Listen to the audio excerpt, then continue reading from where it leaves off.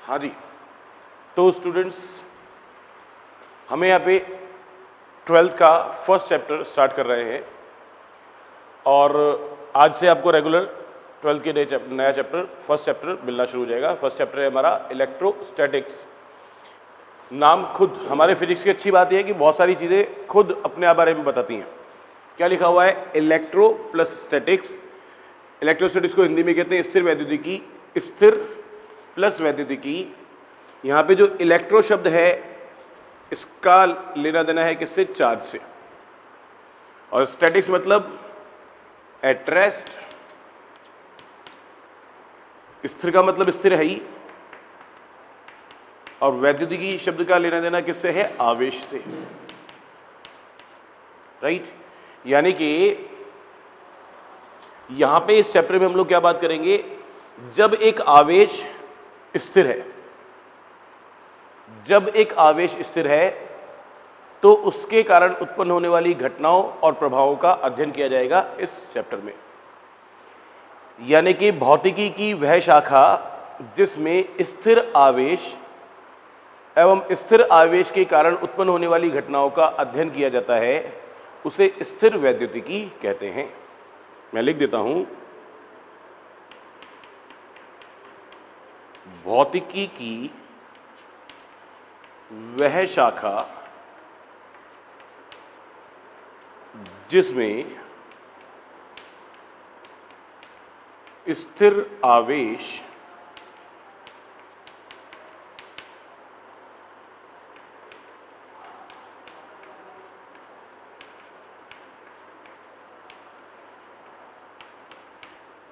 एवं स्थिर आवेश के कारण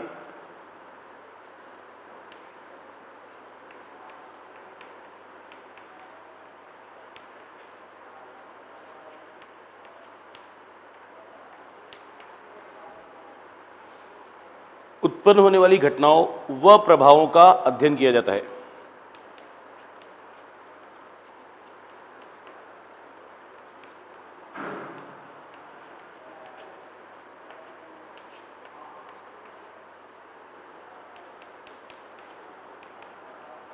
स्थिर वैद्युतिकी कहलाती है। बोलिए, बात क्लियर है? ओके। अगर आवेश गति करेगा, अगर आवेश गति करेगा तब हम उसको स्थिर वैद्युतिकी नहीं कहेंगे। आवेश की गति के कारण क्या उत्पन्न होती है? धारा प्रवाहित होती है। हाँ या ना? जब आवेश गति करता है एक स्थान से दूसरे स्थान तक तो आवेश प्रवाहित होता है, तो आवेश प्रवाह को क्या कहते हैं? धारा। हाँ या ना? तो अभी हम आवेश की गति के बारे में बात नहीं कर रहे।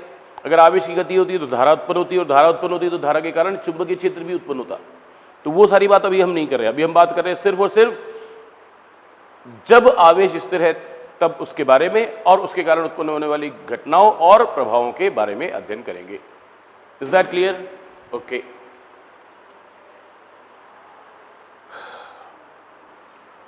अब यहां पे स्थिर वैद्युतिकी के बारे में बात तो करेंगे, पर उससे पहले हम सबसे पहले यहां पे क्या बात करें? चार्ज यानी कि आवेश के बारे में।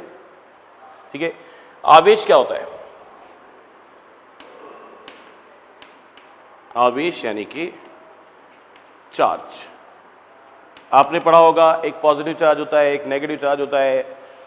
दो पॉजिटिव चार्जेस धनात्मक और धनात्मक एक दूसरे को प्रतिकर्षित करते हैं। ऋणात्मक और ऋणात्मक भी एक दूसरे को प्रतिकर्षित करते हैं, पर धनात्मक आवेश और ऋणात्मक आवेश एक दूसरे को आकर्षित करते हैं। पर ये सब तो दो आवेशों के गुण की बात है, वो आवेशों का गुण है या आवेशों के कारण उत्पन्न होने वाली घटना है। आवेश क्या होता है ये बात की जा रही है। राइट? तो आवेश के लिए सबसे पहले आवेश क्या खोजे गए होंगे? आवेश यानी कि इलेक्ट्रॉन एंड प्रोटॉन। ये सबसे बेसिक आवेश है, ये सबसे मूलभूत आवेशित कण है। बोलो, बात सही है क्या? ओके। तो कुछ मूलभूत कणों जैसे कि इलेक्ट्रॉन और प्रोटॉन का वह गुण जिसके कारण वे एक दूसरे को आकर्षित अथवा प्रतिकर्षित करते हो, उस गुण को क्या कहते हैं? आवेश।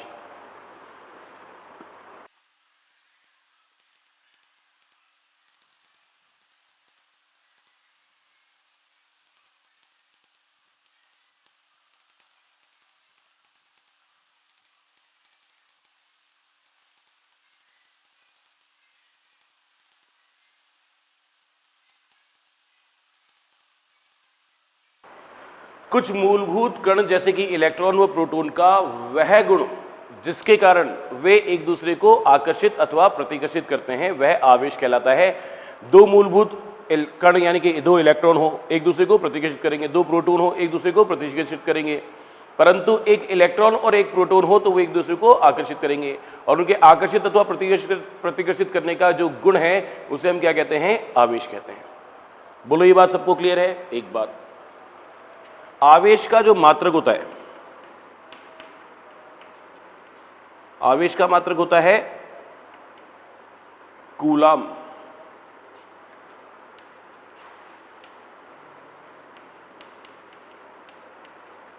ठीक है, अगर हम आवेश की बात करें तो हम अभी बात कर सकते हैं किस पे? एक इलेक्ट्रॉन पर आवेश।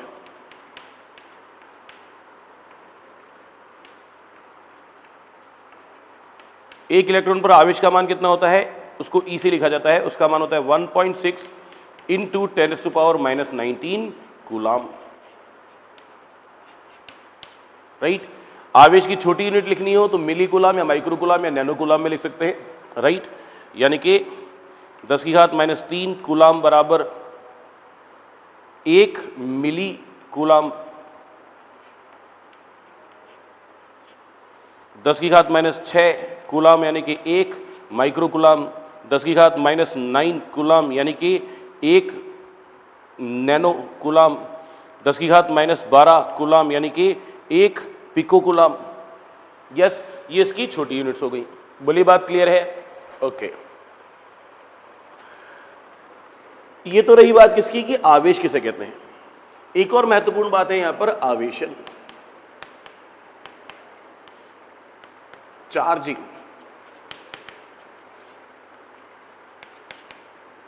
ये चौक, क्या इस पर आवेश है? क्या ये आवेशित है? मैंने दो प्रश्न किए हैं, दोनों अलग अलग हैं, बात को समझें।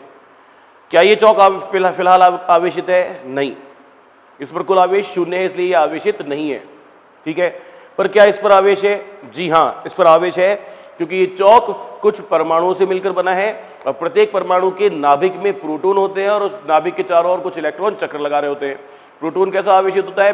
धनात्मक आवेशित होता है। इलेक्ट्रॉन कैसा आवेशित होता है? ऋणात्मक आवेशित होता है।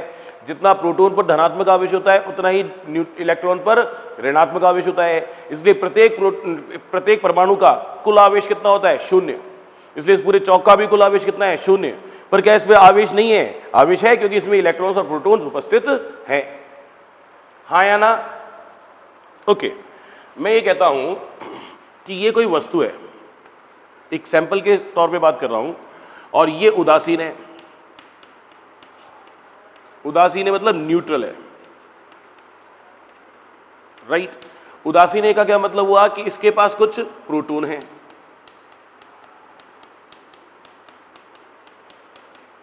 और जितने इसके पास प्रोटॉन है उतने इसके पास इलेक्ट्रॉन्स भी हैं। देखो, समझो मेरी बात, मैं ये सिर्फ एक एग्जांपल की बात कर रहा हूं।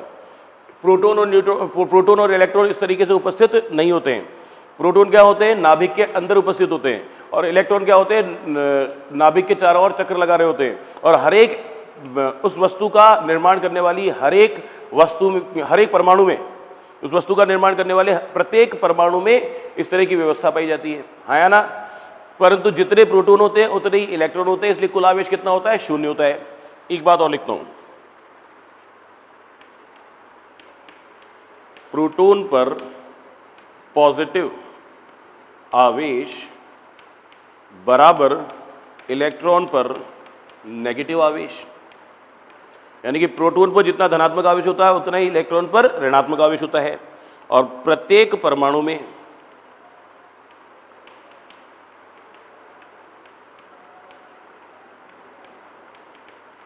इलेक्ट्रॉनों की संख्या प्रोटॉनों की संख्या के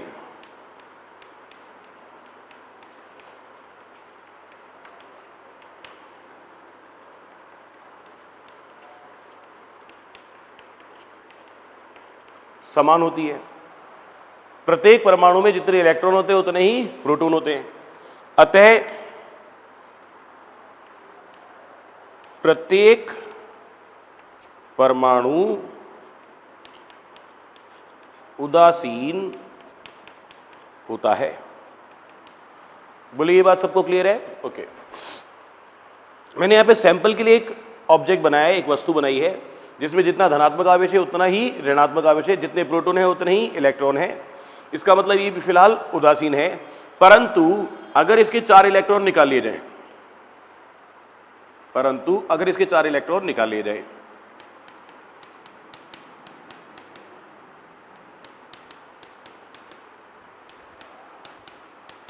चार इलेक्ट्रॉन निकाल लिए गए, तो ये 6 इलेक्ट्रॉन ये 6 प्रोटॉन इन 6 इलेक्ट्रॉनों को उदासीन कर देंगे, परंतु ये 4 प्रोटॉन ऐसे रह गए जिनको उदासीन नहीं किया गया है। इसका मतलब इस वस्तु पर क्या हो गया? 4 इलेक्ट्रॉनों के तुल्य धनात्मक यानी कि पॉजिटिव आवेश उत्पन्न हो गया। बोलिए ये बात क्लियर है क्या? एक बात, अगर इसको क्या किया जाए, 4 इलेक्ट्रॉन एक्स्ट्रा दिए जाए,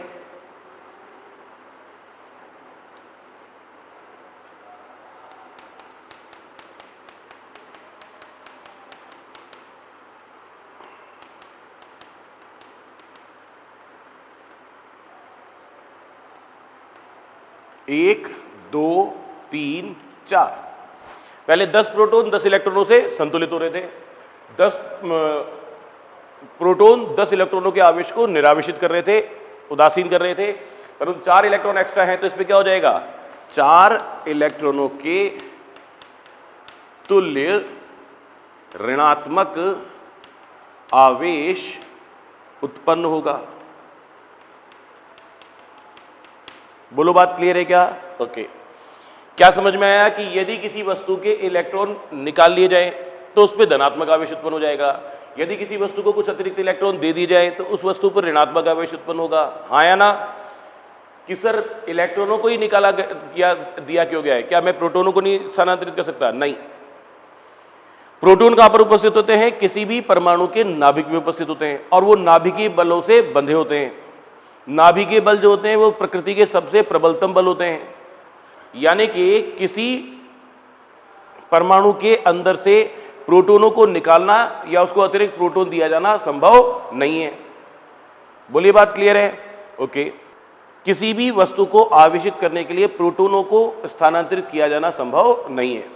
आप अधिकतम क्या कर सकते हैं?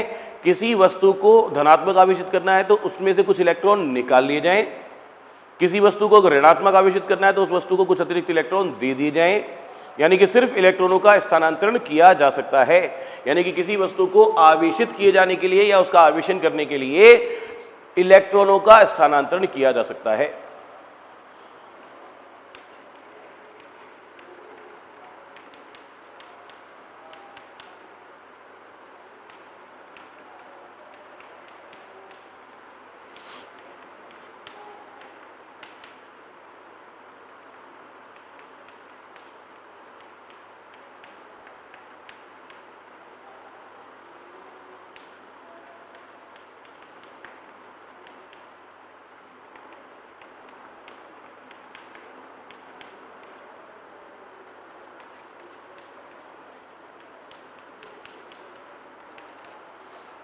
यस, अब ने क्या बात करी?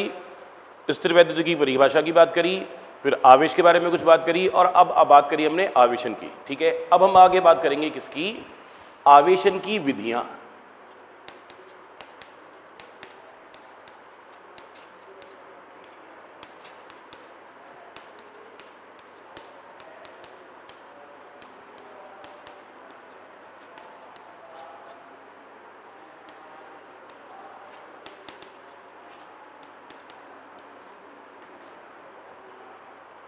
आवेशन की विधियां यानी कि मेथड्स ऑफ चार्जिंग। और किन किन विधियों से आवेशित किया जा सकता है सुनो जरा।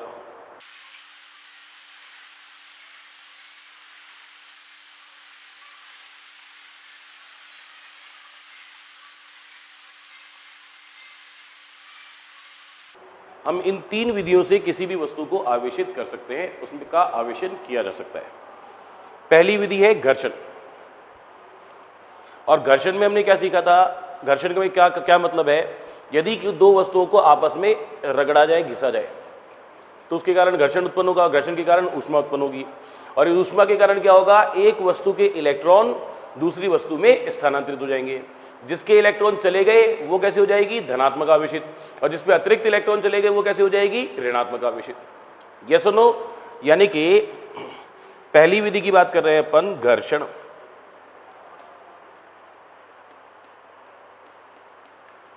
यदि दो वस्तुओं को आपस में घिसा जाए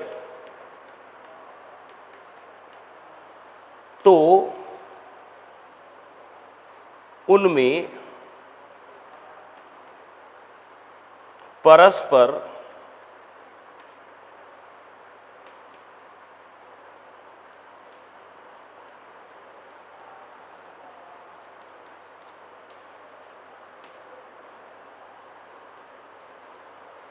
परस्पर इलेक्ट्रॉनों के स्थानांतरण के कारण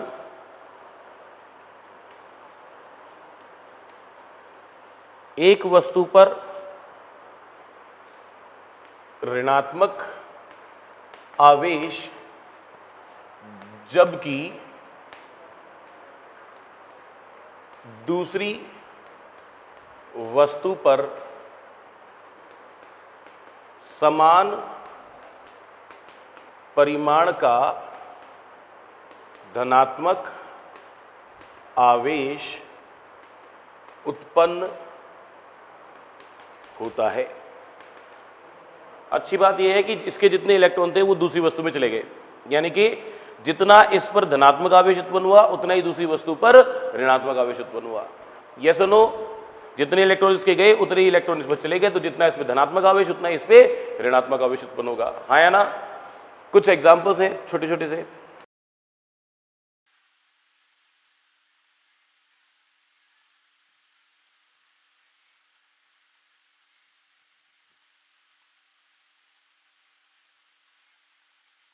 यदि प्लास्टिक की छड़ को किसी ऊन के कपड़े से रगड़ा जाए तो क्या होगा?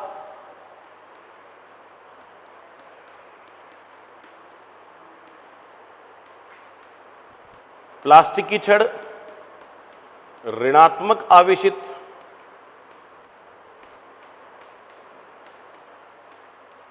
और जबकि ऊन का कपड़ा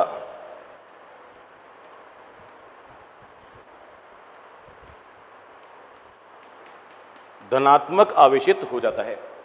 एक एग्जांपल। दूसरा एग्जांपल,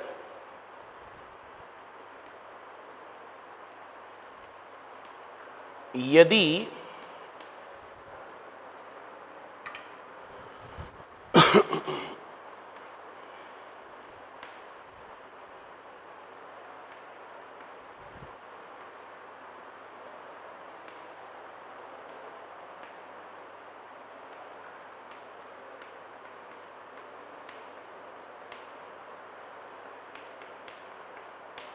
यदि कांच की छड़ को सिल्क के कपड़े से रगड़ा जाए तो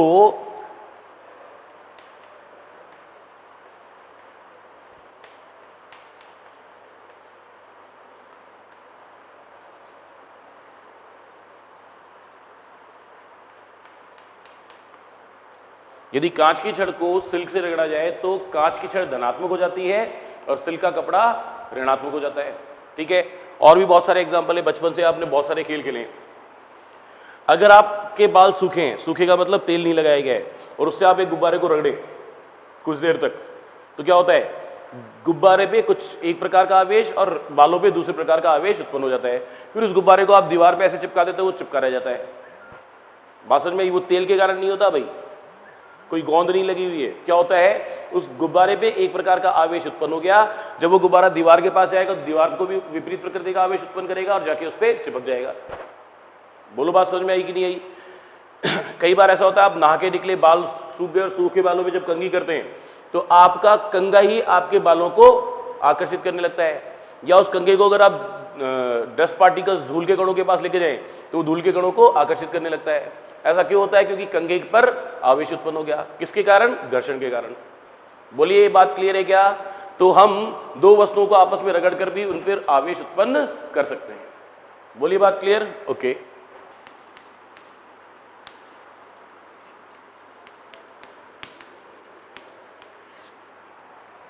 आवेशन की दूसरी विधि है प्रेरण। प्रेरण क्या है? सुनो, एक सिंपल सी चीज से समझें। कई बार ऐसा होता है जब आपका कोई फ्रेंड दिन रात मेहनत करना शुरू कर देता है, पढ़ाई करना शुरू कर देता है और उसके नंबर ज़्यादा आना शुरू हो जाते हैं, तो आपको भी लगता है कि यार मेरे को भी पढ़ाई करना शुरू कर देना चाहिए, यानी कि आप उससे प्रेरित होना शुरू हो जाते हैं। यस, पर इस घटना में उसने आपको कुछ नहीं कहा, उसने जो कुछ किया अपने लिए किया, अपनी मेहनत करना शुरू किया और उसको देखकर आप प्रेरित हो गए, किसी और की उपस्थिति के कारण आप प्रेरित हो गए। हाँ या ना? ओके, यानी कि मैं क्या करूं, ये कोई चालक वस्तु है,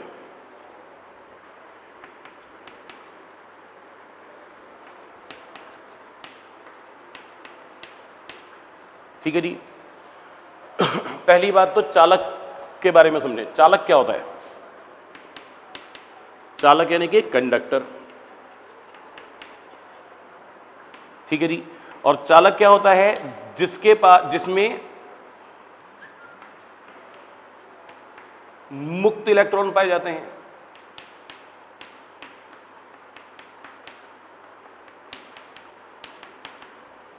यस, अच्छा जी। मुक्त इलेक्ट्रॉन क्या होते हैं?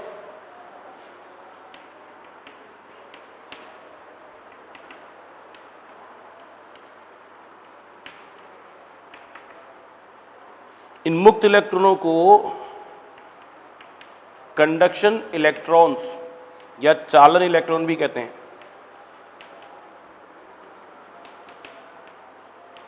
एक ही बात है, पर होते क्या है मुक्त इलेक्ट्रॉन? देखो जी, आपको पता है कि यदि कोई भी क्रिस्टल बना हुआ है या कोई भी वस्तु बनी हुई है, ठीक है, तो वो वस्तु क्या है?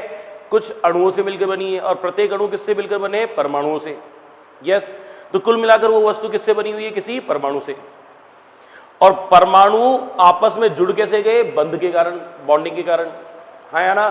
तो दो परमाणु आपस में जब बॉन्डिंग करते हैं तो उनके इलेक्ट्रॉनों की क्या होती है? शेयरिंग होती है। बोलो हाँ या ना? ओके। और वो कौन से इलेक्ट्रॉनों की शेयरिंग होती है? किसी भी परमाणु की बाह्यतम कक्षा के इलेक्ट्रॉनों की शेयरिंग के कारण बंध बनते हैं। बोलो हाँ या ना? तो किसी परमाणु की बाह्यतम कक्षा के वे इलेक्ट्रॉन जो बंध बनाने में प्रयुक्त होते हो, किसी परमाणु की बाह्यतम कक्षा के वे इलेक्ट्रॉन जो बंध बनाने में प्रयुक्त होते हो, उनको संयोजी इलेक्ट्रॉन यानी कि वैलेंस इलेक्ट्रॉन कहते हैं। सुनो आप मेरी बात,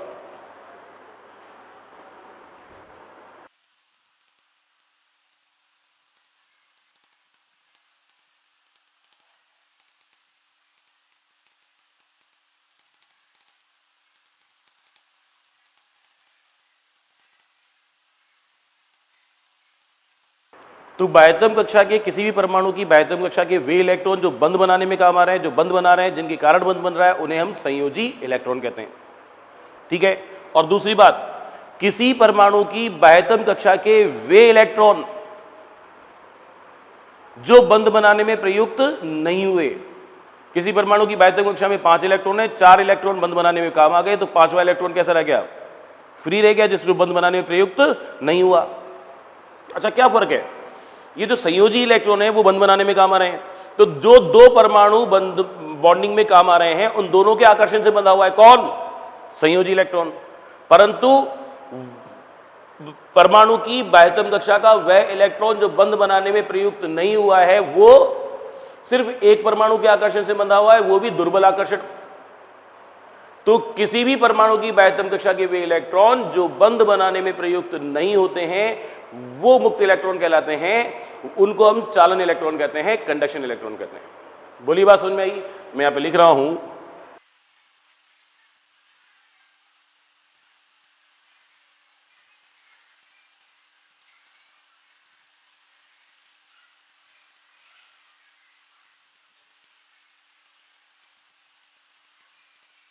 ठीक है जी, एक बात।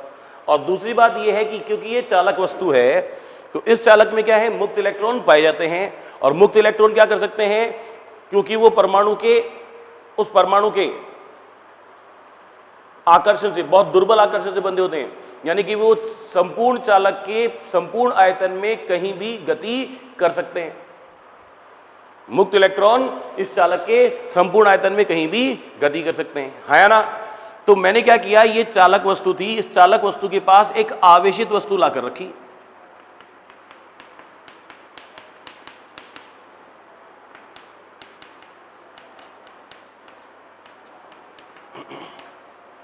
इस चालक वस्तु के पास एक आवेशित वस्तु लाकर रखी। अब ये आवेशित वस्तु क्या करेगी, इस चालक वस्तु के अंदर जो मुक्त इलेक्ट्रॉन है उनको अपनी ओर आकर्षित करना शुरू करेगी।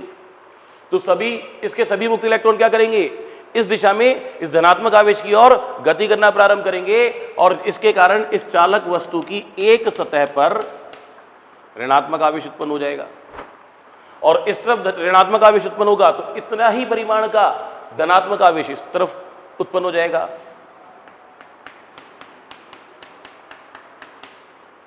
यानी कि इस निरावेशित चालक वस्तु, निरावेशित, ये कैसी वस्तु थी, निरावेशित थी, इस पर आवेश नहीं था। इस निरावेशित चालक वस्तु के पास में, संपर्क में भी नहीं, पास में एक आवेशित वस्तु लाकर रखने पर इस निरावेशित चालक वस्तु के एक सतह पर ऋणात्मक आवेश और दूसरी सतह पर समान परिमाण का धनात्मक आवेश उत्पन्न हो जाता है। और आवेश उत्पन्न होने की इस घटना को हम क्या कहते हैं, प्रेरण। बोलिए बात समझ में आई।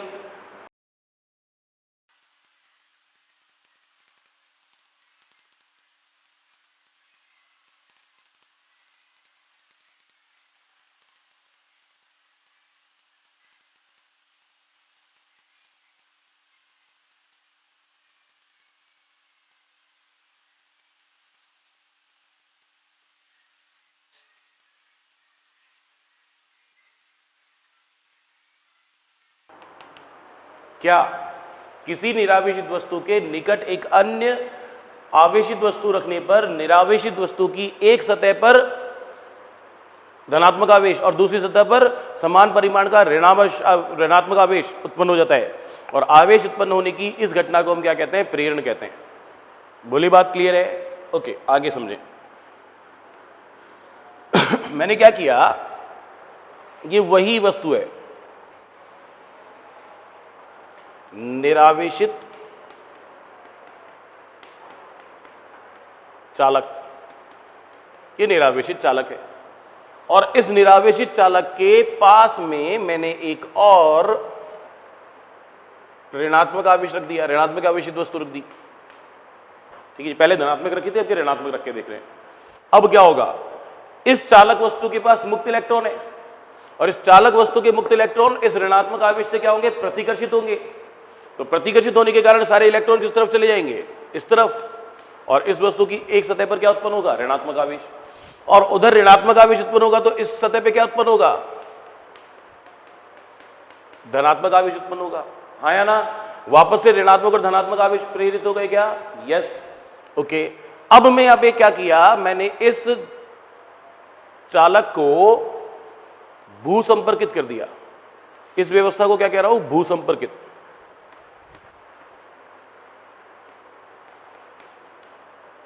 अर्थ कर दिया, दिस इज अर्थ, राइट। इसका क्या मतलब हुआ, आप समझो। पहली बात तो ये कि आपने क्या देखा होगा कि बिजली के खंभों के साथ एक तार होता है जिसको जमीन में दबा दिया जाता है, वो क्या होता है, अर्थिंग वायर होता है। अर्थिंग वायर क्यों होता है, क्योंकि उसको भू संपर्कित कर दिया गया है, उस पूरे कनेक्शन को। और क्यों कर दिया गया है कि जितना भी अतिरिक्त आवेश उत्पन्न हो, जितनी भी एक्स्ट्रा इलेक्ट्रिसिटी हो, वो धरती में चली जाए और किसी को करंट ना आए। बात समझ में आई? ऐसा क्यों करते हैं, क्योंकि नंबर एक, नोट डाल के लिख सकते हैं आप इसको, पृथ्वी एक शून्य विभव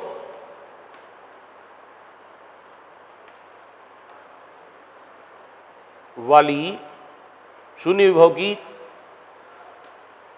चालक, पृथ्वी एक शून्य विभव का चालक है। ठीक है जी।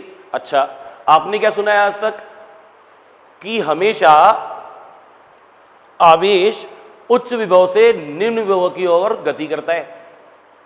धनात्मक आवेश कहां से कहां प्रवाहित होता है, उच्च विभव से निम्न विभव की ओर, और ऋणात्मक आवेश कहां से कहां प्रवाहित होता है, निम्न विभव से उच्च विभव की ओर प्रवाहित होता है। बोलिए बात क्लियर है। और पृथ्वी कैसी है? शून्य विभव का चालक है। अब पृथ्वी का विभव कैसा है? शून्य विभव। यहां पे कैसा आवेश है? ऋणात्मक। ऋणात्मक आवेश है तो इसका विभव कैसा है? ऋणात्मक विभव।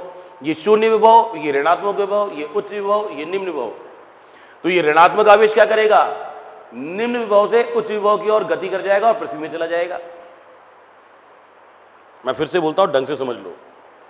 हमने आज तक क्लास 10 तक ये बात सीखी हुई है कि current flows from higher potential to lower potential, धारा उच्च विभव से निम्न विभव की ओर प्रवाहित होती है, और धनात्मक आवेश भी उच्च विभव से निम्न विभव की ओर प्रवाहित होता है, और ऋणात्मक आवेश निम्न विभव से उच्च विभव की ओर प्रवाहित होता है।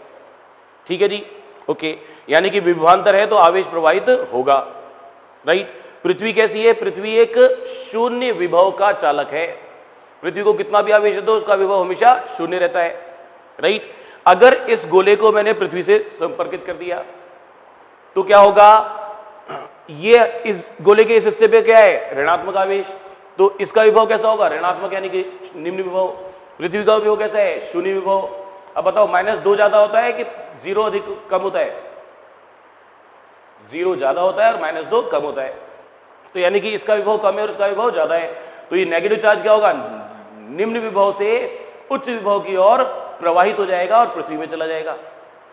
इसके पीछे एक और कारण है, ये ऋणात्मक आवेश इस ऋणात्मक आवेश को वैसे ही प्रतिकर्षित कर रहा है, वैसे ही दूर भगाना चाहता है। साथ में मैंने भूसंपर्कित कर दिया तो धरती पे चला जाएगा, और इस संयोजन की स्थिति कैसी हो जाएगी? ये वही आवेशित गोला, ये वही आवेशित वस्तु, इस पे ऋणात्मक आवेश था और इसके इस तरफ क्या उत्पन्न हो गया था? प्रेरित हो गया था धनात्मक आवेश। इधर धनात्मक आवेश प्रेरित हो गया है और इधर से इसको क्या किया गया? भूसंपर्कित किया गया, इसलिए इसका सारा ऋणात्मक आवेश पृथ्वी में चला गया। यह सुनो, तो सिर्फ एक ऋणात्मक आवेशित वस्तु यहां पर रखकर मैंने इस पे क्या प्रेरित कर लिया? धनात्मक आवेश, क्योंकि दूसरी तरफ का आवेश तो कहां चला गया? पृथ्वी में। बोलिए हाँ या ना? ओके। मैं ये कहता हूं कि हमारे पास ये एक वस्तु है, ये वस्तु है, ये वस्तु चालक वस्तु भी हो सकती है और कुचालक वस्तु भी हो सकती है। इसके पास मैंने यहां पर रखा एक आवेशित वस्तु, जिसमें कितना आवेश है? प्लस का Q आवेश है, प्लस का कैपिटल Q आवेश है। ठीक है जी। इसके कारण यहां पे क्या प्रेरित होगा? ऋणात्मक आवेश। यहां क्या प्रेरित होगा? धनात्मक आवेश। अगर इसको भूसंपर्कित कर दिया जाए तो धनात्मक आवेश कहां चला जाएगा? धरती में। इस पे क्या रह जाएगा? सिर्फ ऋणात्मक आवेश। माना कि इस पे आवेश कितना प्रेरित हुआ? Small q। ठीक है जी। तो प्रेरित आवेश का मान कितना होगा?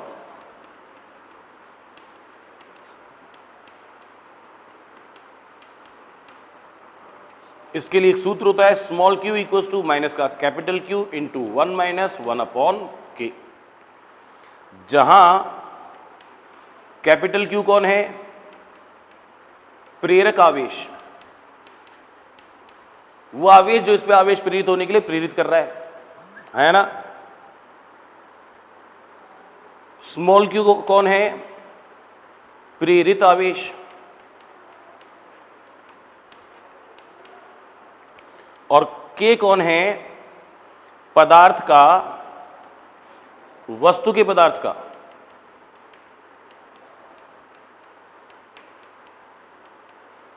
परावैद्युतांक।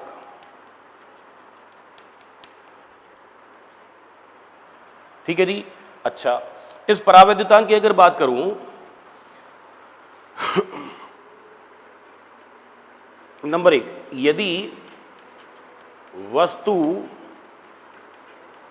चालक है, यदि ये कैसी वस्तु हो? चालक वस्तु हो।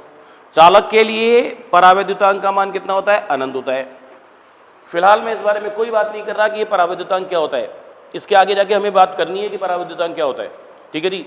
फिलहाल तो मैंने इसको k लिख दिया है, ये परावैद्युतांक है, और इस परावैद्युतांक का मान चालक वस्तुओं के लिए कितना होता है? अनंत होता है।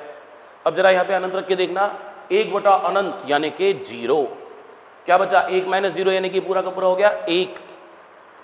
तो क्या आ जाएगा आपके पास, Q इक्वल्स टू माइनस का कैपिटल Q, यानी कि चालक वस्तु पर प्रेरित आवेश का मान प्रेरक वस्तु के आवेश के मान के बराबर होता है। बोलिए हाँ या ना। मैं यहां लिख भी देता हूं, अर्थात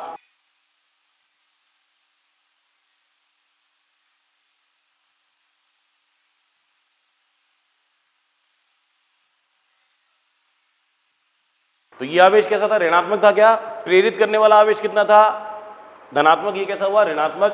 तो मैंने क्या लिखा, अर्थात चालक वस्तु पर प्रेरित आवेश का मान प्रेरक आवेश के बराबर परिमाण का होता है परंतु विपरीत प्रकृति का होता है। हाँ या ना। ओके, चलिए दूसरी बात, कुचालक वस्तु के लिए, अगर कुचालक वस्तु की बात की जाए तो कुचालक वस्तु के लिए K का जो मान होता है वो 1 से तो अधिक होता है पर अनंत से कम होता है, अनंत नहीं होता है और 1 से कम होता है। ओके, तो मैंने क्या सीखा, K इज मोर देन 1, तो यहां पे 1 रख के इसको ऐसे लिख सकता हूं 1/K। क्या समझ में आया कि इस 1/K की वैल्यू 1 से कम है। इसको इधर ले जाता हूं, ऐसे भी नहीं, तो 1 माइनस 1/K, देखो ये K की वैल्यू 1 से अधिक तो ये पूरा 1 से कम, 1 माइनस 1 से कम, 1 माइनस 1 से कम, 1 माइनस 0.6, तो 1/K की वैल्यू क्या हो गई, 1 से कम हो गई। तो 1 माइनस 1 से कम यानी कि ये भी क्या हो गया, 1 से कम हो गया। तो जब ये वाली वैल्यू पूरी की पूरी 1 से कम हो गई तो आप क्या लिखेंगे, Q का magnitude upon capital Q equals to 1 minus 1/K, जिसकी वैल्यू 1 से कम है। तो राइट हैंड साइड 1 से कम है तो लेफ्ट हैंड साइड भी 1 से कम है, यानी कि Q का परिमाण is less than capital Q, यानी कि प्रेरित होने वाले आवेश का मान प्रेरक आवेश से कम होगा।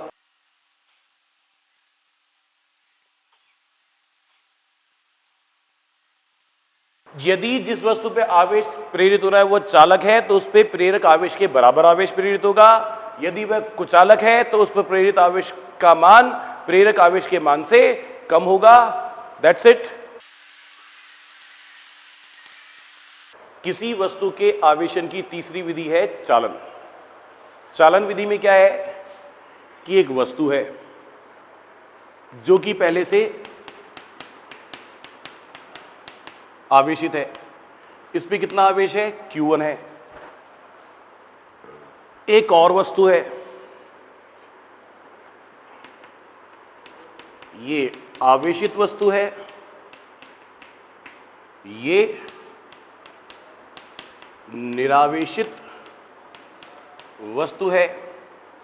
अगर इस आवेशित वस्तु और इस निरावेशित वस्तु को किसी चालक माध्यम द्वारा जोड़ दिया जाए, चालक माध्यम कौन, कोई कंडक्टिंग वायर, या दोनों को आपस में स्पर्श करा दें, राइट। यदि किसी आवेशित वस्तु को किसी निरावेशित वस्तु द्वारा किसी चालक माध्यम द्वारा जोड़ दिया जाए तो आवेशित वस्तु से निरावेशित वस्तु तक आवेश प्रवाहित होना प्रारंभ हो जाएगा। क्यों, क्योंकि आवेश उच्च विभव से निम्न विभव की ओर प्रवाहित होता है, राइट। क्योंकि इस वस्तु पर कुछ आवेश है तो इसका कुछ विभव है, इस वस्तु पर कोई आवेश नहीं है तो इसका विभव शून्य है।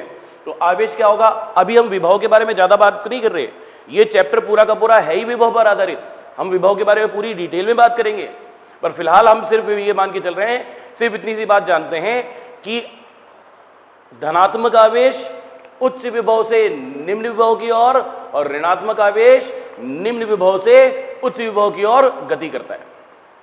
यस और नो। तो मैं अभी फिलहाल क्या कह रहा हूं, इस पर कुछ आवेश है तो इसका कुछ विभव है, इस पर आवेश नहीं है तो इसका कोई विभव नहीं है। तो आवेश उच्च विभव से निम्न विभव की ओर प्रवाहित होना प्रारंभ हो जाएगा और तब तक प्रवाहित होता रहेगा जब तक कि दोनों के विभव समान ना हो जाएं। जब इस पे कुछ आवेश चला जाएगा तो इसका विभव बढ़ जाएगा, इसका आवेश कम हो गया तो इसका विभव घट गया। तो एक ऐसी स्थिति आएगी जब दोनों के विभव समान हो जाएंगे और उनमें आवेश का प्रवाह होना बंद हो जाएगा। बोलिए हाँ या ना। आवेशन की इस विधि को क्या कहते हैं, चालन विधि। क्या कह रहा हूं,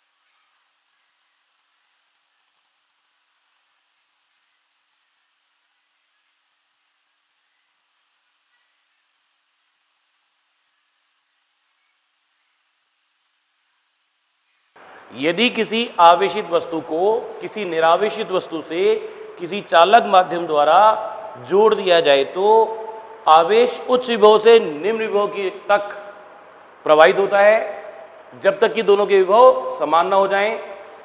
इस प्रकार निरावेशित वस्तु पर कुछ आवेश उत्पन्न हो जाता है और आवेशन की इस विधि को चालन विधि कहते हैं। बोलिए बात क्लियर है? ओके, एक बात तो आज की अभी की स्थिति क्या है कि एक पे Q1 चार्ज है, दूसरे पे चार्ज कितना है Q2 बराबर 0। थोड़ी देर बाद क्या होगा, अभी इसका विभव V1 है और इसका विभव V2 बराबर कितना है 0। कुछ समय पश्चात इस वस्तु पे आवेश रह जाएगा Q1 डैश और इस वस्तु पे आवेश आ जाएगा Q2 डैश, इस पे भी कुछ आवेश आ जाएगा। तो प्रारंभ में दोनों पे कुल आवेश कितना था Q1 प्लस Q2 और अंत में भी दोनों पे जो आवेश रहेगा कितना रहेगा Q1 dash plus Q2 dash और ये दोनों आवेश प्रारंभिक कुल आवेश और अंतिम कुल आवेश समान रहेंगे। बोली बात क्लियर है? ओके, एक बात यानी कि आप इसमें Q1 लिख सकते हैं, Q2 तो 0 था ही, यहाँ आएगा Q1 dash plus Q2 dash यानी कि जितना आवेश एक वस्तु पर था अब वो दोनों पर मिलाकर होगा। इसका विभव हो जाएगा कितना V1 डैश, इसका विभव हो जाएगा कितना V2 डैश। विभव V1 डैश किसके बराबर हो जाएगा V2 डैश के बराबर और अब आवेश प्रवाहित और अधिक नहीं होगा। बोलिए ये बात सबको क्लियर है? ओके एक बात बताएं, क्या यह संभव है कि इस वस्तु का संपूर्ण आवेश चालन विधि द्वारा इस वस्तु को स्थानांतरित किया जा सके, भले ये चालक हो चाहे कुचालक हो? नहीं संभव है। क्यों? क्योंकि इस वस्तु से उस वस्तु तक आवेश तभी तक प्रवाहित होगा जब तक कि दोनों के विभव समान न हो जाएं। जब उस पर कुछ आवेश जाएगा, जब उस पर कुछ आवेश स्थानांतरित होगा तो उसका विभव बढ़ेगा, इसका आवेश कम होगा तो इसका विभव घटेगा और एक ऐसी स्थिति आएगी जब दोनों का विभव समान हो जाएगा। दोनों का विभव जब समान हो जाएगा तब और अधिक आवेश स्थानांतरित नहीं होगा, यानी कि उस समय इस पे भी कुछ आवेश रह जाएगा, यानी कि इसका संपूर्ण आवेश उस पर स्थानांतरित नहीं हो सकता। हाँ या ना? तो मैं यहाँ पे एक बात लिख रहा हूं,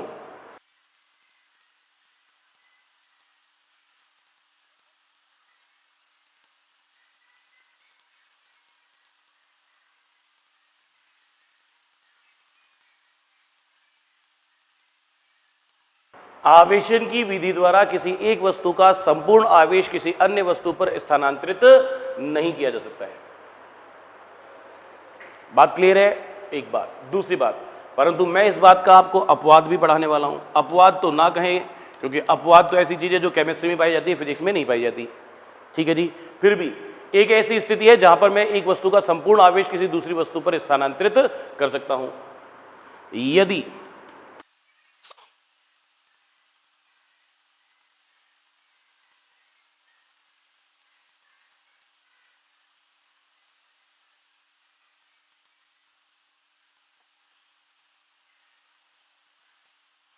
देखो जी, ये एक चालक वस्तु है। वैसे तो मैं गोला बना देता हूं क्योंकि गोला बनाना ज्यादा आसान दिखता है, वरना ये किसी भी आकृति की हो सकती है। ये घन आकार की हो सकती है, ये प्रिज्म के आकार की हो सकती है, ये किसी भी आकार की हो सकती है, राइट। इस चालक गोले के अंदर ये कैसा है, चालाक है, ये थोड़ा सा चालाक गोला है, चालक गोला। और इसके अंदर मैंने क्या रखा, एक धनात्मक आवेशित वस्तु रख दी, ये धनात्मक आवेशित वस्तु है, और इन दोनों को एक चालक माध्यम द्वारा जोड़ दिया गया। तो इस अंदर वाली धनात्मक आवेशित वस्तु का सारा आवेश बाहर वाले चालक वस्तु पर चला जाएगा। तो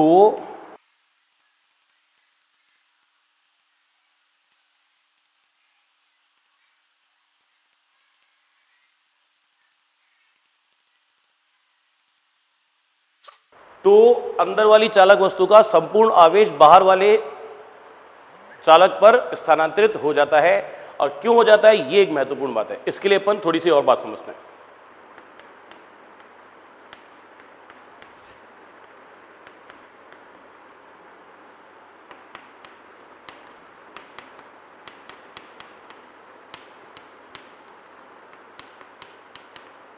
ये एक चालक है जी, और ये कैसा चालक है, ठोस चालक है। यानी कि अंदर से खोखला नहीं है। बात क्लियर है?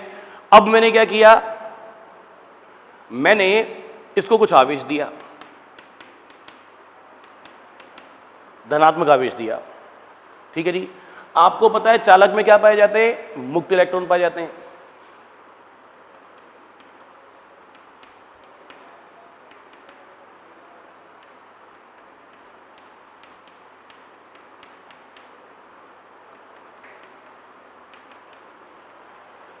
मुक्त इलेक्ट्रॉन क्या करते हैं? पूरे चालक के संपूर्ण आयतन में कहीं भी गति कर सकते हैं, हाँ या ना? तो वास्तविकता यह है कि जो मुक्त इलेक्ट्रॉन है वो सिर्फ आवेश नहीं है, मुक्त इलेक्ट्रॉन जो है वो सिर्फ इलेक्ट्रॉन नहीं है, वो आवेश के वाहक हैं, वो आवेश को एक स्थान से दूसरे स्थान तक गति करा सकते हैं, हाँ या ना?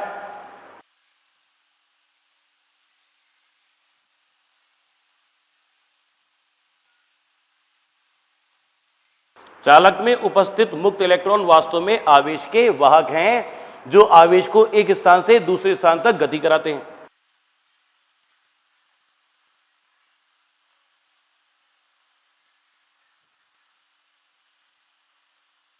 जो आवेश को चालक में एक स्थान से दूसरे स्थान तक गति करवाते हैं। बोलिए, ये बात क्लियर है? ओके। अब क्योंकि ये ठोस चालक है, इस चालक को मैंने कुछ आवेश दिया, इस ठोस चालक के अंदर मुक्त इलेक्ट्रॉन है, वो मुक्त इलेक्ट्रॉन आवेश को एक स्थान से दूसरे स्थान तक गति करा सकते हैं। यानी कि ये जो आवेश दिया गया ये भी कैसा है? गति करने योग्य आवेश है। ये आवेश गति कर पाएगा क्योंकि इसमें मुक्त इलेक्ट्रॉन है, हाँ या ना? अब ये धनात्मक आवेश क्या होंगे? प्रतिकर्षित होंगे। प्रतिकर्षण के कारण ये एक दूसरे से अधिकतम दूरी प्राप्त करना चाहेंगे, और अधिकतम दूरी प्राप्त करने के लिए दूर जाना चाहेंगे। दूर जाते जाते जाते जाते क्या होगा? ये सारा का सारा धनात्मक आवेश इसके बाह्यतम पृष्ठ पर चला जाएगा। इसको दिया गया ये संपूर्ण धनात्मक आवेश क्या होगा? इस चालक की बाह्यतम पृष्ठ पर चला जाएगा, क्योंकि चालक की बाह्यतम पृष्ठ पर ये आवेश अधिकतम संभव दूरी पर होंगे। क्या समझ में आया कि यदि किसी चालक को कुछ आवेश दिया जाए तो चालक को दिया गया संपूर्ण आवेश उस चालक की बाह्यतम कक्षा पर, बाह्यतम सतह पर उपस्थित रहता है, राइट? परंतु अगर ये कुचालक होता तो उसमें मुक्त इलेक्ट्रॉन नहीं होते। मुक्त इलेक्ट्रॉन नहीं होते तो ये आवेश एक जगह से दूसरी जगह गति नहीं कर पाता, और गति नहीं कर पाता तो क्या होता? वो आवेश इसके संपूर्ण आयतन में वितरित होता, बाह्यतम पृष्ठ पर नहीं होता। बोलिए, बात क्लियर है क्या? ओके, तो इस बात को आगे कंटिन्यू कर रहा हूं।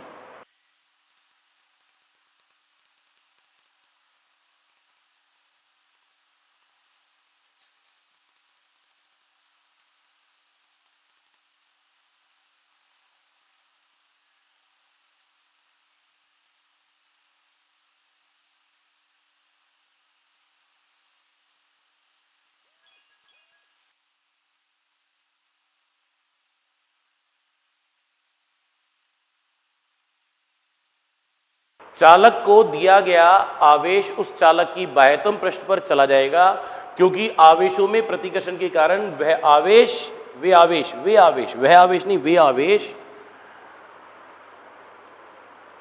अधिकतम संभव दूरी प्राप्त करना चाहेंगे, और क्योंकि चालक के पास मुक्त इलेक्ट्रॉन है, यानी मुक्त इलेक्ट्रॉन क्या कहलाते हैं? आवेशवाहक है। आवेशवाहक है तो क्या होगा? वो अधिकतम संभव दूरी पर यानी कि बाह्यतम पृष्ठ पर चले जाएंगे।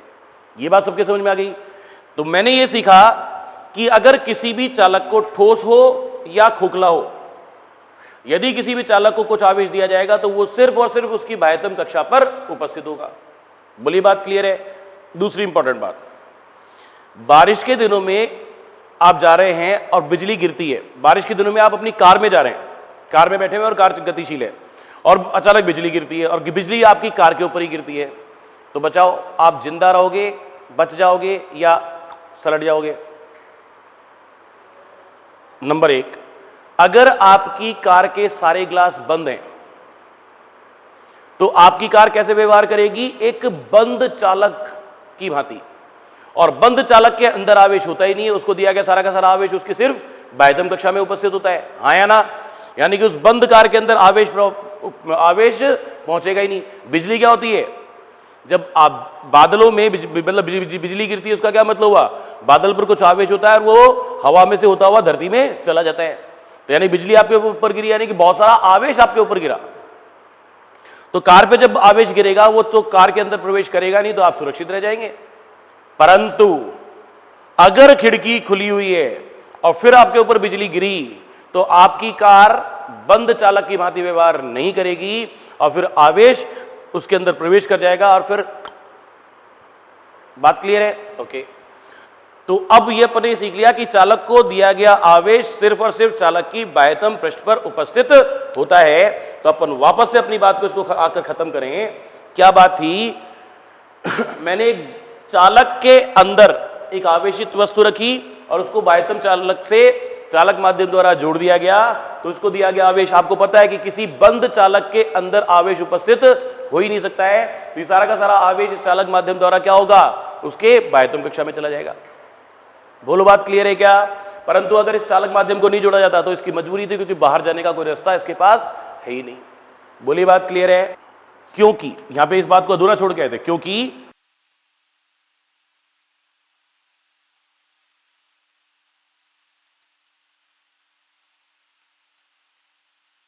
चालक को दिया गया आवेश सिर्फ उसकी बाह्यतम पृष्ठ पर उपस्थित होता है। इसको मैंने आवेश दे रखा था, चालक माध्यम द्वारा जोड़ा, तो ये सारा का सारा आवेश चालक माध्यम द्वारा इस चालक की बाह्यतम कक्षा पर, बाह्यतम पृष्ठ पर चला जाएगा। बोलिए बात क्लियर है क्या? ओके। तो हमारे पास यहाँ पे आवेशन की तीनों विधियां समाप्त हो गई। अब आगे की बात हम करेंगे अगली क्लास में। Thank you very much.